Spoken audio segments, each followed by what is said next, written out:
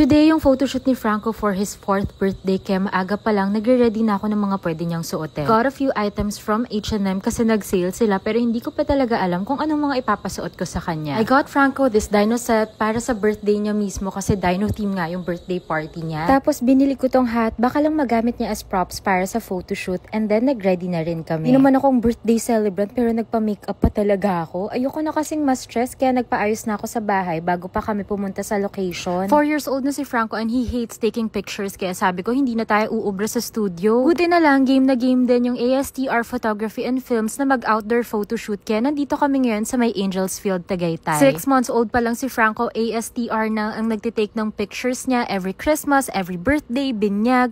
Trusted na talaga namin sila and they never failed to deliver. Alam lang kami if pwede kami mag-setup dito, and fortunately pinayagan naman kami ng management kaso biglang umambon kaya ayan basang-basa kami. Kumain na muna kami. May entrance fee dito pero consumable naman. Buti na lang umaraw ulit kaya nakapag-photoshoot kami, so ang plano magtitake lang ng mga candid shots ni Franco. Everything was going well not until mahulog ang bata sa pond. Lahat naman kami nakatingin sa kanya kaso sobrang bilis talaga ng mga pangyayari. Meron kasing mga water lilies and nakala ni Franco sahig pa yun, so humakbang siya mga day. Paghakbang niya dire-diretso na siya dun sa tubig. Nakatingin naman kami sa kanya and buti na lang talaga kasi yung mga what if namin, paano kung walang nakatingin sa kanya. Di pa naman sila makakapag-make ng sound kapag nalunod na, kaya regardless talaga sa age ng mga anak natin, kapag may body of water dyan, kailangan talagang tutok tayo sa kanila. Ang daddy walang kaabog-abog na tinalon kaagad si Franco. Buti na lang mabilis din si Kuya Jury tumulong kasi sobrang lalim pala ng pond dito mga mare at sobrang dulas. Yun yung pinaka-challenge doon. Pag-approach nga sa amin ng staff dito, may dala ng tuwalya kaya sabi ni daddy, imposibleng ito ang first time na nangyari to. At ayun nga, nangyari na rin to, mas bata pa kay Franco. At ang sabi ni ate, 4 na adult pa nga daw yung tumalon para makuha yung bata kasi sobrang dulas talaga. I really love the setup here sa Angels Field, pero siguro kahit mababang fence lang wouldn't hurt para sa safety ng mga kids. Anyways, the staff were helpful kaya nabanlawan ko si Franco and then I checked him after may mga few scratches siya mula siguro sa pag-grab ng daddy niya. We're just very thankful na pareho kaming nakatingin sa kanya ni daddy at that time and hindi mas malala yung nangyari. Meanwhile, si daddy wala talaga siyang baong pamalit kaya ayan, uwi na kami ng Manila nang naka-boxers na lang si daddy and